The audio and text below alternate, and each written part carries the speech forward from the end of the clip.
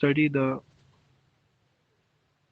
chemoactive type of the reactions. Okay, and the second one is the regioselective types of the reactions. Now the next part is the linear synthesis. So generally for understanding the linear synthesis, in linear synthesis proceed through the number of steps. Means the we will get the products in the 3-4 steps. For understanding betterly, if you consider the reactant A, it will converted into the B. Then B is an intermediate which converted into another intermediate C. C will convert it into the another intermediate D, and D will convert it into the final product. Step involved is the first, second, third, fourth steps.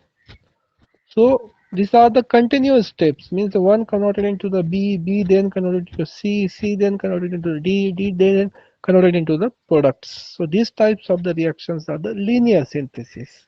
So here's the one of the example.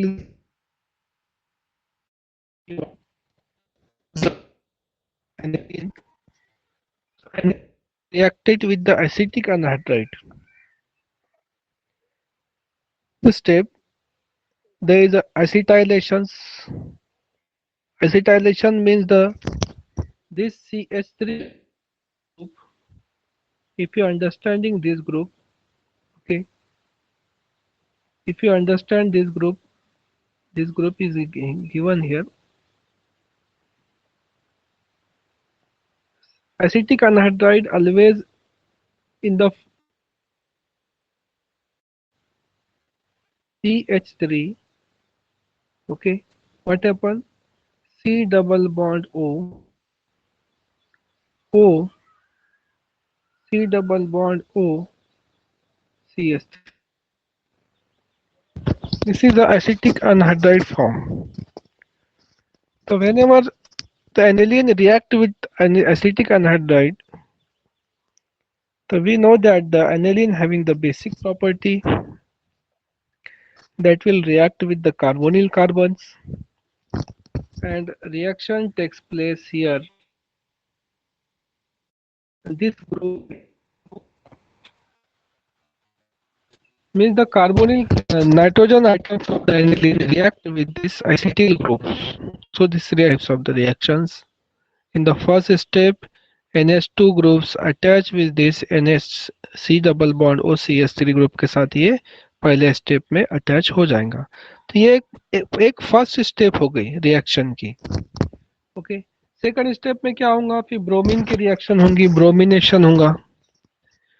ब्रोमिनेशंस will be at the para positions, okay, because it is a para active. तो bromination में bromine para position पे add हो जाएगा. ये एक step हो गई. उसके बाद होगा वापस से हम डीप्रोटेक्ट करेंगे. डीप्रोटेक्ट यानी H2O को ऐड करेंगे. H2O को ऐड करने के बाद जो एसिटिल ग्रुप ऐड हुआ था वो वापस से रिमूव हो जाएगा in the form of acetic acid.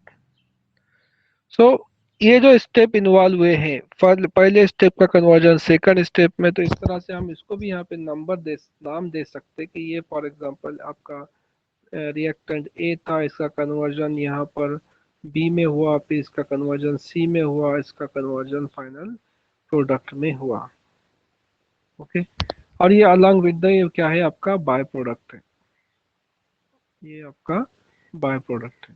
तो इस तरह से ये जो रिएक्शन हो रही है इसको बोलते हैं हम linear types of the reaction. Step by step उसके अंदर रिएजेंट ऐड होते जा रहे और उसका कन्वर्जन क्या होते जा रहा नेक्स्ट प्रोडक्ट के अंदर, नेक्स्ट इंटरमीडिएट, और then we will get the final product. Okay, understand हुआ है. लीनियर सिंथेसिस का एग्जांपल के साथ आपको देना है पूछा तो.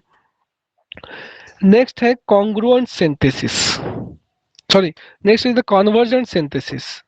अब कन्वर्जेंट सिंथेसिस में क्या होता है, ये इसके अंदर दो रिएक्शंस साइमल्टेनियसली अलग अलग तरह से चलते हैं. ओके, और दो रिएक्शन के जो प्रोडक्ट मिलते हैं उनको हम एक रिएक्शन के अंदर इन्वॉल्व करके फाइनल प्रोडक्ट बनाते हैं। तो रिएक्शन मीन्स फॉर एग्जांपल ए और बी दो रिएक्टेंट है, इसकी रिएक्शन करे हमको प्रोडक्ट पी मिला। साइमल्टेनियसली दूसरी एक रिएक्शन लगाए दूसरे बीकर में सी प्लस डी की रिएक्शन करे हमको साइमल्टेनियसली प्रोडक्ट क्यू मिला।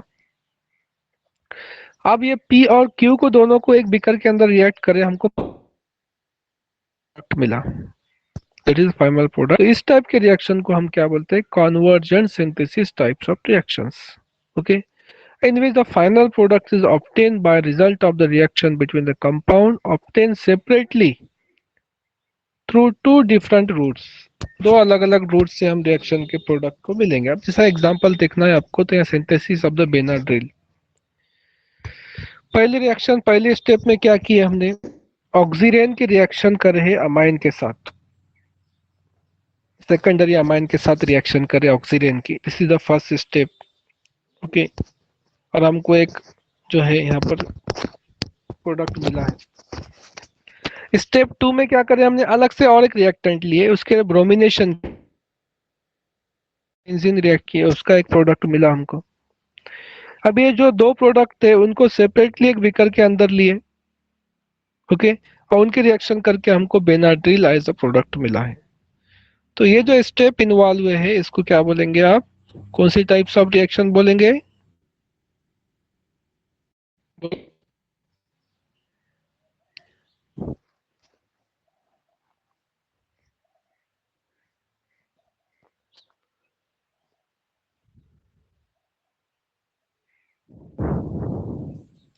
कौन से टाइप की रिएक्शन है? कन्वर्जेंट। ओके, एक लीनियर सिंथेसिस है और दूसरा कन्वर्जेंट, यानी जो भी अब सिंथेसिस में जो रूट फॉलो होंगे, तो रूट किस तरह से फॉलो होंगे ये बता रहा है कि कोई रिएक्शन लीनियर फॉर्म होंगे, कुछ रिएक्शन कन्वर्जेंट तरीके से फॉर्म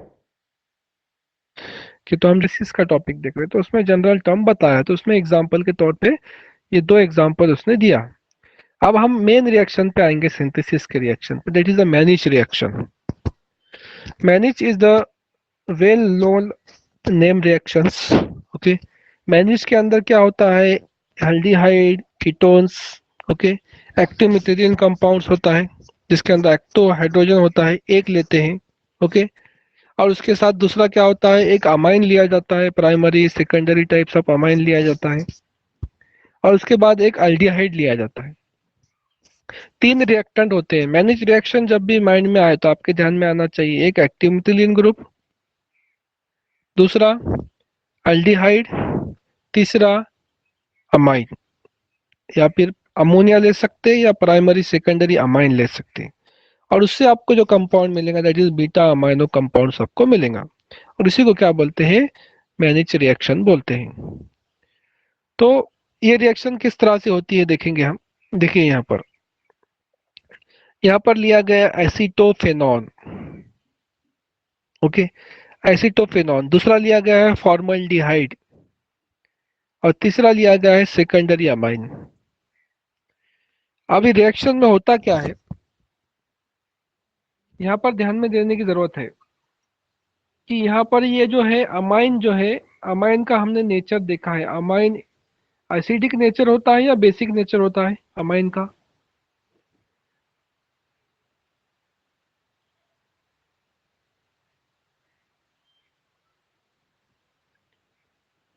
ये अमाइन है,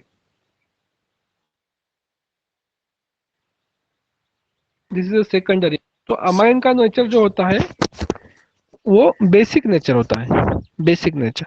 तो वो क्या करेगा, प्रोटॉन एब्स्ट्रैक्ट करेगा। अब प्रोटॉन एक्सट्रैक्ट कहाँ से करेगा, active hydrogen, okay, acidic hydrogen को एब्स्ट्रैक्ट करेगा। तो एसिडिक हाइड्रोजन किसके पास है, कार्बोनिल कार्बन के एडजेसेंट में, यानी अल्फा पोजीशन पर जो भी हाइड्रोजन होते हैं वो क्या होते हैं, एसिडिक एक्टिव हाइड्रोजन होते हैं। तो यहाँ पे ये कार्बोनिल कार्बन है, ओके, ये कार्बोनिल कार्बन पे ये है कार्बन इंपॉर्टेंट है फर्स्ट, इसके पास हाइड्रोजन, तो ये पूरे के पूरे हाइड्रोजन कैसे है, एक्टिव हाइड्रोजन है, एसिडिक हाइड्रोजन है, तो ये हाइड्रोजन आसानी से लूज कर सकता है। तो यहाँ पर बेस भी प्रेजेंट है और एसिडिक हाइड्रोजन भी प्रेजेंट है। तो बेस क्या करेगा, यहाँ से एक जो है एसिडिक हाइड्रोजन को वो एब्स्ट्रैक्ट कर लेगा। ओके, अब उसने एब्स्ट्रैक्ट किया, तो एब्स्ट्रैक्ट करने के बाद क्या बन जाएगा, यहाँ पर नेगेटिव चार्ज आ जाएगा। यहाँ पर क्या आएगा, नेगेटिव चार्ज। एक हाइड्रोजन अगर जो कम हो गया तो यहाँ पे नेगेटिव चार्ज आ जाएगा। ओके, अब ये नेगेटिव चार्ज क्या बन गया, नेगेटिव चार्ज यहाँ पे डिलोकलाइजेशन में हो गया, एक्ट एज अ न्यूक्लियोफाइल हो गया। अब ये इलेक्ट्रोफिलिक सेंटर पे अटैक करेगा। तो यहाँ पर इलेक्ट्रोफिलिक सेंटर कौन सा है, तो फॉर्मल्डिहाइड पे अटैक करेगा। ओके, तो यहाँ पे जो रिएक्शन है, देखो ये जो है, ये जो यहाँ पर उसने बताया है, इस तरह से इसको जोड़ दिया है पहले स्टेप में। पहले स्टेप में क्या किया है उसने, मैनिश बेस बनाया, तो ये जो है यहाँ से इसको अटैक करके जोड़ दिया है, यानी यहाँ का प्रोटॉन कम हो गया। देखिए C double bond CH2। Okay, तो यहाँ से एक प्रोटॉन कम हो गया। ओके, प्रोटॉन कम हो गया तो ये क्या बन गया, CH2। तो यहाँ पे देखिए CH2 दिख रहा है आपको।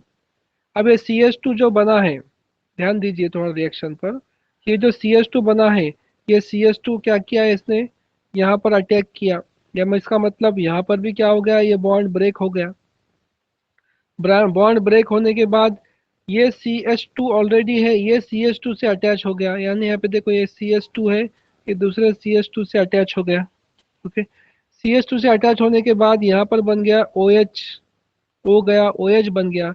ये वापस से यहाँ पर अटैक करेगा, OH को यहाँ से रिमूव कर देगा, और ये ग्रुप देखो यहाँ पर बॉन्ड तैयार कर देगा। तो ये जो मैनिश, इसको बोलते हैं मैनिश बेस। ये जो स्टेप इन्वॉल्व हुई है, तो यहाँ पर इसको बोलते हैं मैनिश बेस। तो मैनिश बेस तैयार हुआ मैनिश रिएक्शन से। ओके, तो इस तरह से रिएक्शन प्रोसीड होंगी। इंपॉर्टेंट रिएक्शन है, इसको आप 2 से 3 मरतबा लिखकर दिखेंगे तो आपको इसकी जो रिएक्शन है, इसके स्टेप्स है, वो आपको आसानी से समझ में आ जाएंगे। उसके बाद की रिएक्शन है बिगिनेली रिएक्शन। अब बिगिनेली रिएक्शन में क्या होता है, ये one pot type of reaction है, जिसके अंदर बीटा कीटो ईस्टर की रिएक्शन होती है। ओके, और साथ में एक अरिल अल्डिहाइड होता है। और तो ये जो रिएक्शन होती है, पिरिमिडोन्स अंडर द एसिडिक कंडीशन तैयार करने के बिगिनेली रिएक्शन यूज करते हैं। ओके, और reaction catalyse by the Bronsted acid और द और लेविस बेस, इसके अंदर रिएक्शन को क्या करेंगे, कैटलाइज करेंगे। तो यहाँ पर ब्रोंस्टेड एसिड रहेगा या फिर लेविस एसिड रहेगा, दोनों में से कोई तो भी एसिड रिएक्शन के अंदर यूज करेंगे। अब देखिए यहाँ पे ethyl एसिटो acetate. Okay, ethyl एसिटो acetate. अब इथिल एसिटो एसीटेट की खासियत क्या है, पहले ये समझने की कोशिश करेंगे। इथिल एसिटो एसीटेट की खासियत ये है कि इसके अंदर ये जो ग्रुप है CH2 ग्रुप, इसका जो हाइड्रोजन है वो बहुत ज्यादा एसिडिक हाइड्रोजन है। और अगर जो हाइड्रोजन एसिडिक क्यों है, कि तो इधर से एक कार्बोनिल ग्रुप अटैच है और इधर से एक कार्बोनिल ग्रुप अटैच है। ओके, इथिल एसिटो एसीटेट को दो टर्मिनल पे दो कार्बोनिल ग्रुप अटैच है। एक लेफ्ट साइड से C double bond O carbonyl group attach है, एक राइट साइड से C double bond O OH यानी ईस्टर ग्रुप अटैच है, और इधर की तो दो कार्बोनिल ग्रुप अटैच होने की वजह से है, इसका बहुत ज्यादा एसिडिक होता है। ये CH2 ग्रुप का हाइड्रोजन जो होता है वो बहुत ज्यादा एसिडिक होता है। एसिडिक हाइड्रोजन को रिमूव करना बहुत आसान है, वीक बेस यूज करके या फिर ऐसा आसानी से आप इसको रिमूव कर सकते हैं। ओके, तो यहाँ पर क्या होगा फिर, ये जो हाइड्रोजन है, ये हाइड्रोजन हाइड्रोजन ये बॉन्ड यहाँ पे शिफ्ट होगा, हाइड्रोजन है यहाँ का, वो ये ऑक्सीजन ले लेगा। तो देखिए यहाँ पर ये जो ऑक्सीजन सिंपल था तो यहाँ पे OH बन गया। ओके, यहाँ पे सिंगल बॉन्ड था तो यहाँ पर डबल बॉन्ड बन गया। मीन्स क्या हो गया, जो कीटोनिक फॉर्म था उसका कन्वर्जन इनोलिक फॉर्म में हो गया, कीटो इनॉल टोटोमेरिज्म हमने देखा इससे पहले, कीटो इनॉल टोटोमेरिज्म। तो यहाँ पर जो है, तो सिस्टम कन्वर्जन हुआ है, तो क्या हुआ है, डिलोकलाइजेशन हुआ है। उसके बाद जो एक्टिव हाइड्रोजन था वो शिफ्ट हुआ है ऑक्सीजन पर, यहाँ से शिफ्ट होकर यहाँ पर चला गया है, और यहाँ पर अल्केन था तो यहाँ पे अल्कीन बन गया है। मीन्स इन ऑल फॉर्म बन गया है, अल्कीन और alcohol in all form conversion हुआ है। अब ये एक्टिव मिथेलिन कंपाउंड है, ध्यान में रखिए, यहाँ पर CH2 पर निगेटिव चार्ज है, तो ये एक्ट करेगा, ऐड करेगा किसी पर, किसी स्पीसीज पे आसानी से ऐड हो सकता। तो यहाँ पर देखिए फिर ऐड होने की स्टेप किस तरह से होती है। अब देखिए यहाँ पर,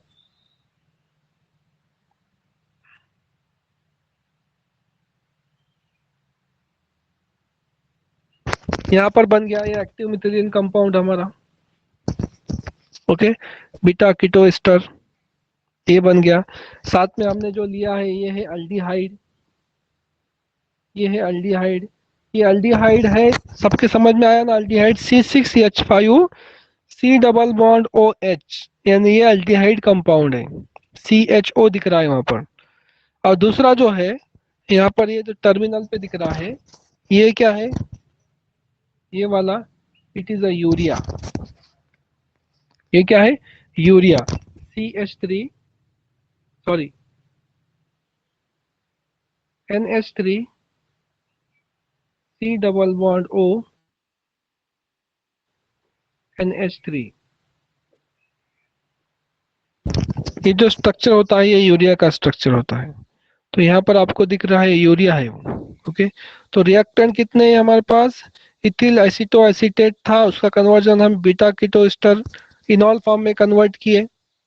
ओके, इनॉल फॉर्म में कन्वर्ट करने के बाद साथ में लिए अल्डिहाइड, अल्डिहाइडिक मॉइटी है हमारे पास। ओके, ये अल्डिहाइड है, साथ में लिए हैं यूरिया, तीन रिएक्टेंट है, तो ये कंबाइन होंगे। कंबाइन किस तरह से होंगे, यहाँ पर ये ऑक्सीजन और ये दो hydrogen in the form of water molecule यहाँ से निकल जाएंगे और ये पूरा स्ट्रक्चर जुड़ जाएगा, वाटर मॉलिक्यूल लूज होगा और यहाँ पूरा स्ट्रक्चर जुड़ेगा, यानी मीन्स ये कार्बन डायरेक्ट, ये कार्बन देगा, ये कार्बन डायरेक्ट ये नाइट्रोजन से जुड़ेगा, और बाकी ये यहाँ से निकल जाएगा, ये यहाँ से निकल जाएगा, और ये यहाँ से निकल जाएगा। तो ये तीनों यहाँ से निकल गए, डायरेक्ट जुड़ गए, तो ये स्ट्रक्चर आपको मिल रहा है, देखिए यहाँ से ये स्ट्रक्चर मिल गया, तीनों का जुड़ गए तीनों एक साथ। उसके बाद नेक्स्ट स्टेप है इधर, यहाँ पर क्या होगा, ये OH ग्रुप और ये हाइड्रोजन ये दोनों यहाँ से वाटर मॉलिक्यूल लूज करेंगे, और यहाँ पे भी क्या होगा फिर, ये डायरेक्ट एक कार्बन नाइट्रोजन से जुड़ जाएगा, और ये यहाँ से रिमूव हो जाएगा, ये यहाँ से रिमूव हो जाएगा। तो आपको यहाँ पे देखिए स्ट्रक्चर मिल गया डायरेक्ट। तो इस तरह से यहाँ पे कंपाउंड्स बनेंगे। ओके, तो ये रिएक्शन को हम यूज करते हैं, ओके, फॉर द सिंथेसिस। तो डिस्क्रिप्शन सर में, सर यहाँ पे यूरिया में फिर NH2 आएगा, मतलब NH2 जी आएगा यहाँ पे रिएक्टेंट में। आपने बोले ना NH3 C double bond O NH3 urea, तो यहाँ पे नहीं NH2 सॉरी, है ना। नहीं बेटा, NH3 नहीं रहेगा ना, अभी मैं बोलते वक्त गलत बोला हूँगा। देखिए NH3 क्यों पॉसिबल नहीं है, अच्छा। नाइट्रोजन की वैलेंसी दो ही होती है, मैं बोलने में गलत बोला आपको। हाँ देखिए वही। लिखते वक्त NH2 चाहिए एक्चुअल में, NH2 हाइड्रोजन का जो एक जो बच रहा है ये बॉन्ड किसके साथ जा रहा है, इधर कार्बन के साथ जा रहा है। ओके, और हाँ दूसरा जो है इधर NH2 जो है, ये इधर, ये किसके साथ जा रहा है, ये कार्बन के साथ जा रहा है। अगर यहाँ कार्बन नहीं होता, फॉर एग्जाम्पल यहाँ पर अगर जो कार्बन नहीं होता, तो उस टाइम में फिर ये जो है, इसका जो तीसरा बॉन्ड था, वो बॉन्ड जो है हाइड्रोजन के साथ जा सकता था, NH3 बन सकता था। तो अगर जो किसी को अटैच है तो वो NH2 रहेगा। ओके, और NH2 है तो वो एक हाइड्रोजन लूज करने के बाद NH बनेगा, जैसा कि यहाँ पर एक NH है और यहाँ पर एक NH है, एक हाइड्रोजन लूज करने के बाद वो बने हैं। ओके, ठीक है, चलिए। तो इस तरह से ये रिएक्शन को हम बिगिनरली रिएक्शन बोलते हैं। तो बिगिनरी रिएक्शन का एक बार फिर से देखिए, जब भी कोई रिएक्शन लिखते हैं तो पहले उसका डिस्क्रिप्शन लिखते हैं। तो Biginelli reaction in which one pot reaction, एक ही पॉट के अंदर पूरी कंप्लीट रिएक्शन होती है, यानी वन स्टेप की रिएक्शन, इसलिए इसको बोलते हैं one pot reaction. One pot reaction between alpha beta keto ester and aryl aldehyde और urea to produce the pyrimidine ones. अब ये जो प्रोडक्ट तैयार हुआ इसका नाम क्या है? pyrimidine ons. ओके, तो इस तरह से रिएक्शन हुई है, इसको बोलते हैं बिगिनली टाइप्स ऑफ रिएक्शन। तो दो रिएक्शन हुए हैं, वो चाइनीज रिएक्शन के अंदर हमने क्या यूज करे? Active methylene compound along with the aldehyde along with the ammonia। अब ammonia primary amine, secondary amine कुछ भी यूज कर सकते हैं, हाइड्रोजन कम ज्यादा हो सकते हैं उसमें, उसका प्रॉब्लम नहीं है। तो तीनों भी यूज करेंगे तब भी वो क्या है? As act as the basic in nature. Okay, second reaction करे हमने beta keto ester along with the aldehyde and urea, ये थी बिगिनरी रिएक्शन। तो रिएक्शन के जो रिएक्टेंट कौन कौन से है वो भी याद रखिए, और उसके प्रोडक्ट कौन कौन से वो भी याद रखिए, और स्टेप कैसे इन्वॉल्व होते हैं वो याद रखिए, तभी जाके आपको नेम रिएक्शन याद रहेंगे। नेम रिएक्शन में यही सबसे इंपॉर्टेंट पार्ट है कि आपको स्टेप्स याद रहना जरूरी है, रिएक्टेंट क्या है वो याद रहना जरूरी है, और प्रोडक्ट क्या था वो याद रहना जरूरी है, तभी आप रिएक्शन लिख सकते हैं। कि तो रिएक्शन ये जो है ऑलरेडी पहले परफॉर्म की गई है। अभी देखिए कोई भी रिएक्शन का किस तरह से होता है कि रिएक्शन परफॉर्म की जाती है, यानी सेटअप लगाया जाता है, उसका प्रोडक्ट तैयार होता है, फिर क्या सोचते हैं कि प्रोडक्ट ये मिला है, रिएक्टेंट ये मिला है, उसके बाद डिजाइन किया जाता है उसका मैकेनिज्म, उसके बाद प्रोडक्ट मिलने के बाद डिजाइन किया जाता है लेबोरेटरी के अंदर कि ये प्रोडक्ट किस तरह से तैयार हुआ होगा। ओके, इसलिए हमको भी क्या होना चाहिए? इसका रिएक्टेंट कौन सा है, प्रोडक्ट कौन सा है, हमको मालूम होना चाहिए। उसी तरह से फिर हम इन बिटवीन मैकेनिज्म को प्रोसीड कर सकते। अभी हम बार बार प्रैक्टिस करेंगे तो हमको रिएक्टेंट मिल गया तो हम नाम के साथ, नेम रिएक्शन के साथ डायरेक्ट प्रोडक्ट भी लिख सकते। तो इस तरह से हमको स्टेप बाय स्टेप हमको कंप्लीट करना है। तो उसके बाद का जो हमारा पार्ट है, introduction to the green chemistry, वो हम देखेंगे। ओके, नेक्स्ट लेक्चर में इसका पार्ट हम जो है कवर करेंगे।